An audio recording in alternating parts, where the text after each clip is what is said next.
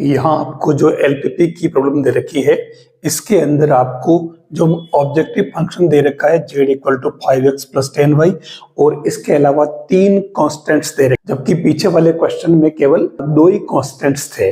अब यहाँ ये 3 कांस्टेंट्स है तो अभी हमें प्रोसेस तो वही करना है। हम सबसे पहले इन तीनों कांस्टेंट्स को यूज करते हैं एक एक करके और पॉइंट्स निकाल लेते हैं। ये जो इनइक्वालिटी दे रखी है तीनों ही, इन इनइक्वालिटी को अपन लीनियर इक्वेशन में कन्वर्ट कर लेते हैं 1 बाई 1 करके। तो सबसे पहला वाला जो फर्स्ट वाला है मैं इसको यूज कर रहा हूं। तो ये फर्स्ट वाला कह रहा है कि x plus 2y equal to 120। आप इसमें सबसे पहले y को 0 कर लें, तो ये y इक्वल टू 0, तो इससे आपके x इक्वल टू 120, यानी आपके पास में एक कोऑर्डिनेट आ गया 120। फिर दूसरी बार इसी में आप x इक्वल टू 0 पुट कर दें, तो ये y इक्वल टू आ जाएगा इसमें 60। तो ये दूसरा कोऑर्डिनेट आपके पास में आ जाएगा 0, 60। एक का काम कंप्लीट। अब हम सेकेंड वाली बात करते हैं जो आपके पास में x plus 2y greater and equal than, तो ये x plus y equal to हो जाएगा 60। आप इसमें भी y इक्वल टू 0 पुट करें तो x इक्वल टू 60, और अगर x 0 पुट करें तो y 60। तो यहाँ पर आपके और पॉइंट आ चुके, एक तो 60 0 और दूसरा 0 60। सेकेंड वाली लाइन का काम हो गया। अब अपन लेते हैं थर्ड वाली line, x minus 2y equal to 0। अब देखिए मैं इसमें पॉइंट यूज नहीं कर रहा हूं, मैं इसे directly x equal to 2y ले लेता हूं। तो ये लाइन कहाँ इंटरसेक्ट करेगी वहां पॉइंट का पता अपने आप चल जाएगा। हमारा अगला जो काम है, हमारे पास में 3 इनइक्वालिटी है, ठीक है। तो आप सबसे एक एक करके हमारे को इनके इंटरसेक्टिंग पॉइंट निकालने पड़ेंगे। तो सबसे पहले मैं इन दोनों को लेता हूं और इनका इंटरसेक्टिंग पॉइंट निकालता हूं। इसके लिए क्या करना पड़ेगा, आप इसको सिंपली कर लीजिए, -1 माइनस माइनस माइनस, और ये आपके y इक्वल टू 60। तो y अगर 60 आया तो आपके ये x इक्वल टू 0 आ जाएगा, ठीक है। तो इन दोनों का इंटरसेक्टिंग पॉइंट जो है फर्स्ट और सेकंड का, वो तो क्या हो गया 0, 60, ठीक है।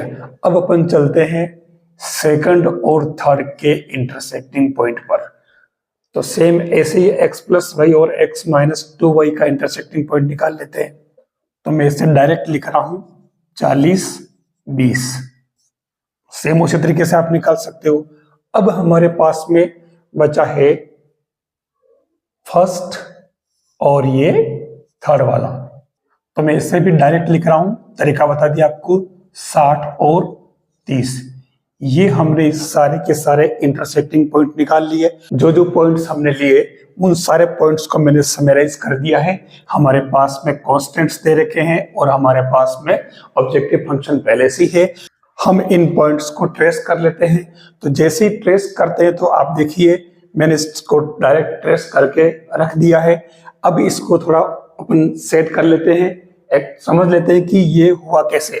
हमने सबसे पहले लाइन फर्स्ट को लिया x प्लस 2y, ठीक है। अब ध्यान रखना ये लाइन जो है लेस एंड इक्वल देन है, तो इसका मतलब एरिया इसका अंदर की तरफ होगा, बाहर की तरफ नहीं, जैसा कि ये इसमें डायग्राम में दे रखा है, इंडिकेशन कर रखा है, तीर से बता रखा है ना, ऐसे।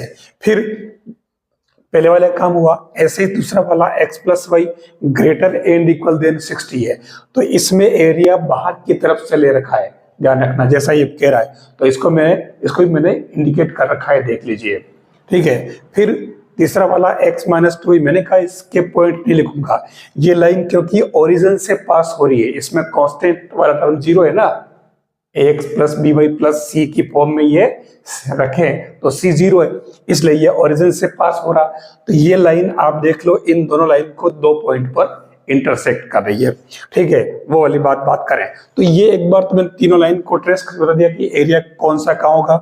यहाँ पर भी ग्रेटर है, इसका मतलब बाहर का एरिया होगा, ठीक है। अब इसमें हमारे पास जो इंटरसेक्टिंग पॉइंट आ रहे हैं, एक तो आ रहा है ये C 60 और 30, दूसरा आ रहा है D 40, 20, और एक पॉइंट ऐसा है जो फर्स्ट और सेकंड का ये E वाला आ रहा है, ये दोनों में कॉमन आ रहा है 0, 60 पर, ठीक है, तो इसलिए आप इसको भी उसमें देख सकते हैं, लेकिन ये इसमें एरिया में काम नहीं आ रहा।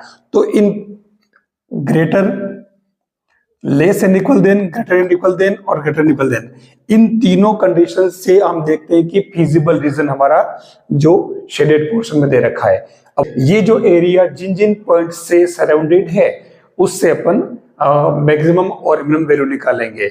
मैंने कहा मैक्सिमम और मिनिमम वैल्यू क्योंकि इसमें जेड जो है आपको मैक्सिमाइज भी करना और मिनिमाइज भी करना है। ठीक है, तो हम इन सब पॉइंट्स पर जो इस सब पॉइंट्स नहीं लेंगे, हमारे इसमें जो पॉइंट्स काम आ रहे अपन वही पॉइंट लेंगे जिससे हमारा फिजिबल रीजन सराउंडेड है। एक तो ये आ रहा है 120 जीरो, 60 जीरो आ रहा है, 60 30 आ रहा है और 40 20 आ रहा है। हमें इन चारों ही पॉइंट्स पर जेड निकालना है और पता करना है कि मैक्सिमम और मिनिमम क्या है। देख लीजिए जेड 120 जीरो पर क्या आएगा, यहाँ x की जगह 120 पुट करें तो बराबर 60, यानी कि ये 600 आ रहा है। 60 जीरो करें तो ये x की जगह 60 तो 6 यानी कि 300 आएगा, और 60 30 करें तो ये कितना बनेगा 36 यानी कि 300 प्लस 300 तो ये कितना हो रहा 600। ठीक है, और फिर जेड 40 20 है तो उस कंडीशन में देख लो आप x की जगह 40 पुट करो तो ये 200 प्लस 20 यानी कि 200 तो ये कितना हो गया 400। तो देख लीजिए आपके इसमें जेड मिनिमम कितना आ रहा है, जेड मिनिमम तो आ रहा है आपके 300, ये किस पॉइंट पर आ रहा है 60 जीरो पर, और जेड मैक्स की बात करें तो ये आ रहा है 600। अब यह देखिए कि जेड मैक्स 2 पॉइंट पर आ रहा है।